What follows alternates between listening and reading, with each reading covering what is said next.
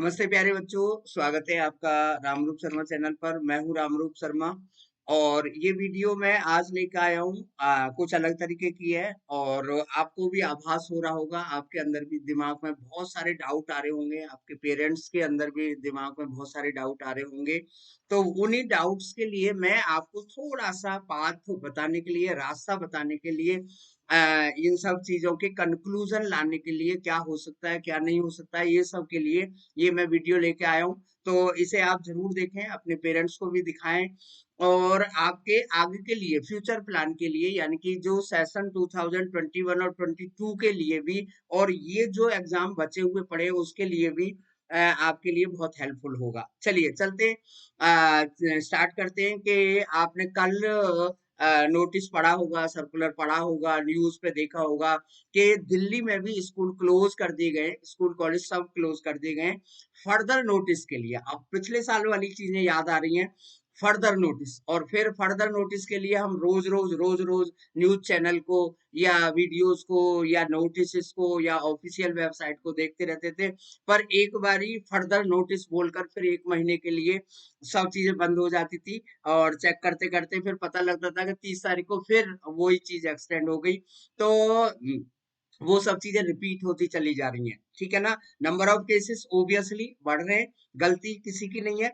लेकिन इस कंडीशन में जो बच्चे हैं, जो स्टूडेंट है, उनका जो स्ट्रेस लेवल है वो थोड़ा सा बढ़ गया है। देखिए, बहुत सीधी सी बात है, पेरेंट्स को मैं ये बोलना चाहता हूँ, गार्जियन को मैं ये बोलना चाहता हूँ कि बच्चे जो लगातार पढ़ रहे हैं वो भी कहीं ना कहीं एग्जॉस्ट हो गए। जो बच्चों के पास में अगर एक टाइम टेबल ना हो, एक फिक्स प्लान ना हो, तो उनका जो चीजें हैं ना वो हट जाती हैं। कभी भी मान लो जेई मेंस का एग्जाम देने वाला बच्चा है, तो वो कभी भी ये तो कह ही नहीं सकता कि मैंने 100% कर लिया, क्योंकि अगर वो 100% किस लेवल पे कर रहा है, वो फिर दूसरा लेवल स्टार्ट करता है। और अगर वो एक हफ्ते या 2 हफ्ते या एक महीने का गैप कर देता है, तो फिर उसका लिंक टूटता है। इतना आसान एग्जाम नहीं है। बोर्ड एग्जाम भी कुछ इस तरीके से ही है, क्योंकि वो छोटे बच्चे होते हैं और 12th क्लास के अगर इक्वलेंट भी होते हैं तो डाइवर्ट होने में थोड़ी सी प्रॉब्लम आती है। चलिए, यहाँ पर जो क्वेश्चन है वो ये है, जो बच्चों के माइंड में चल रहे हैं कि बोर्ड प्रैक्टिकल कब होंगे। कुछ प्रैक्टिकल हो चुके हैं लेकिन सारे प्रैक्टिकल नहीं हुए, तो वो बचे हुए प्रैक्टिकल कब होंगे। दूसरी चीज है, बोर्ड की जो डेट शीट है जो आ गई है पहले से ही, अप्रैल 4 अप्रैल से शुरू है 12th क्लास का एग्जाम और 6 अप्रैल को 10th क्लास का एग्जाम शुरू है। तो क्या वो पॉसिबल है एज इट इज होना, या उसमें कुछ चेंज होगा? क्योंकि आज की जो डेट है वो 10 तारीख है और 10 तारीख में जो कोरोना की कंडीशन है वो बहुत ऊपर जा रही है। और केवल ऊपर नहीं जा रही, बहुत बड़े रेट से बढ़ रही है, बहुत बड़े रेट से 25,000 5,000 स्टेट वाइज और 25,000 के करीब में जो है कंट्री के वाइज चल रहा है। ठीक है ना। तो क्या ये डेट शीट हो सकती है? अगर नहीं हो सकती तो क्योंकि बच्चे को स्ट्रेटेजी प्लान करना पड़ता है कि अगर 4 तारीख को इंग्लिश का पेपर होगा तो वो अपने स्ट्रेटेजी अलग तरीके से बनाएगा। इंग्लिश कब करूंगा, हिंदी कब करूंगा, मैथ कब करूंगा, फिजिक्स कब डालूंगा, जेई मेंस उसमें कब डालूंगा। ठीक है ना। तो ये दूसरा कंफ्यूजन। तीसरा जो कंफ्यूजन है, और भी बड़ा कंफ्यूजन है, जेई मेंस। जेई मेंस जो है अप्रैल में होने वाला है। देखिए ध्यान रखें, ये ऐसे कहने से काम नहीं चलेगा कि भाई हमने फरवरी में करा दिया, मार्च में करा दिया। बहुत सारे बच्चे होते हैं वो प्लान करते हैं कि भाई अप्रैल में मैं 90% जाऊंगा, मई में मैं 100% जाऊंगा, जनवरी में मेरे को 70% जाना था, फरवरी में मैं 80% जाना था। तो उसकी परसेंटाइल को आप जनवरी और फरवरी की परसेंटाइल को नहीं मेजर कर सकते अगर हम ड्रॉपर को छोड़ दें। तो ड्रॉपर के लिए हम कह सकते हैं, क्योंकि ड्रॉपर की जो तैयारी है वो पहले से ही पूरी है, पूरे मोमेंटम के साथ है। ठीक है ना। साथ के साथ एक और कंफ्यूजन है, 4 मई से एग्जाम है, एडमिट कार्ड अभी तक भी रिलीज नहीं हुए हैं, एग्जाम सेंटर्स, रोल नंबर, यानी कि ये सब चीजें नहीं पता है। तो अब क्वेश्चन ये आता है कि कब होगा, कैसे होगा, कहाँ होगा और क्या करें। ठीक है ना। क्या करें भाई, अब क्या करें, अब कैसे करें और क्या करें। ठीक है ना। तो उसके लिए अब मैं आपको अपने सजेशन बताना चाहता हूँ। बच्चे, आप ये सोच के चलिए कि बोर्ड की सीट, डेट सीट अपने टाइम पर बोर्ड होंगे, ये मान के चलिए आप।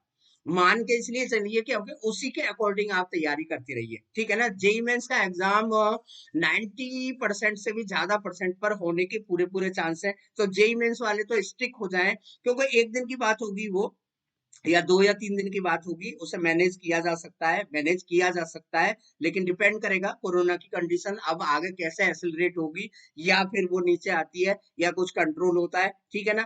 लेकिन आप अपने प्लान पर स्टिक रहिए, अपनी स्ट्रेटेजी पर स्टिक रहिए। एडमिट कार्ड की आप चिंता मत करिए, अगर एग्जाम प्रॉपर टाइम पर कराना होगा तो एडमिट कार्ड रिलीज अब विद इन वीक कर देना होगा हर किसी बोर्ड को, और सेंटर, रोल नंबर, ये वो सब चीजें आपकी वहीं पर आ जाएंगी। ठीक है, जो न्यू सेशन वाले बच्चे हैं उनके लिए मैं जरूर कहना चाहता हूं कि जिनका न्यू सेशन है, यानी कि ये बहुत बड़ी बात है, मतलब जो 10th क्लास में आए, moving to 10th, moving to 12th, ठीक है ना? तो वो बच्चे जो है भाई, ऐसा मुझे लग रहा है कि ऑफलाइन इतना प्रॉपर इस साल भी होना थोड़ा सा मुश्किल होगा, क्योंकि वहां पर जो बोर्ड्स है ना वो थोड़े से ढीले पड़ जाएंगे कि कोई बात नहीं भाई, बच्चों को बचाओ, पढ़ाई तो फिर भी हो जाएगी, तो वो ऑनलाइन पर आ जाइए भाई। और ऑनलाइन में आप जानते होंगे एक एजुकेशन सिस्टम है, जो सबसे बड़ा एजुकेशन सिस्टम और जेन्युइन एजुकेशन सिस्टम कह सकते हैं, अन अकेडमी, वहां पर जुड़ जाइए। मेरे साथ जुड़ जाइए, मेरे चैनल के साथ जुड़ जाइए, मैं वहां पर आपको जोड़ दूंगा। बहुत अच्छा प्लेटफॉर्म है, सुपर प्लेटफॉर्म है, बहुत कम फीस पर है, टोटल पढ़ाई है, खास तौर पे इंजीनियरिंग और खास तौर पे नीट और सीए, इस तरीके की पढ़ाई का एज वहां पर है। तो आप मेरे साथ जरूर जुड़ जाइए, लिंक सब्सक्रिप्शन में, डिस्क्रिप्शन में दिया हुआ है। और बिल्कुल चिंता ना करें, देखो ये चीजें हर किसी के भी कंट्रोल में नहीं है, केवल नॉट इंडिया। हम ये नहीं कह सकते कि भाई इंडिया से नहीं हो रहा, इंडिया गवर्नमेंट से नहीं हो रहा, इंडियन डॉक्टर से नहीं हो रहा, पूरी दुनिया का ये प्रॉब्लम है, सभी जगह ये चीज सर्कुलेट हो रही है। पता नहीं ये वायरस कब जाके रुकेगा या थमेगा या कैसे होगा। हालांकि मैं, दवाई बन चुकी है, दवाई चल भी रही है, बहुत अच्छे प्रॉपर वे में चल रही है, तो इसके लिए थैंक्स हमें करना चाहिए सभी का, डॉक्टर्स का भी, गवर्नमेंट का भी। ठीक है ना? आप लोग पढ़ते रहिए, सुरक्षा रखिए, मास्क का ध्यान रखिए, और देखिए इन चीजों पे मत जाइए। एक छोटी सी बात मैं कहना चाहता हूँ, कभी कभी कुछ लोग मैंने ऐसे कहते हुए सुने कि अभी कपड़े का मास्क है, उसका फायदा क्या, वो वायरस तो आ जाएगा, कपड़े से नहीं रुकेगा। भाई कुछ तो रुक रहा है, ठीक है ना? हो सकता है वो उसी धागे पर टकराए जहां पर हमारे कॉटन का धागा है। तो ऐसे करके मास्क को हटाइए मत, डिस्टेंस बनाए रखिए, अपनी हेल्थ का ध्यान रखिए। तो और मेरे साथ जुड़े रहिए। मैं अब लगातार से मेरे 1-2 कोर्स शुरू हो रहे हैं यहाँ पर, तो मैं लगातार आपके लिए प्रॉपर पढ़ाई के रूप में अपने चैनल पर वीडियोज लाने वाला हूँ, तो मेरे साथ जरूर जुड़ जाइए। Thank you so much and all the very best.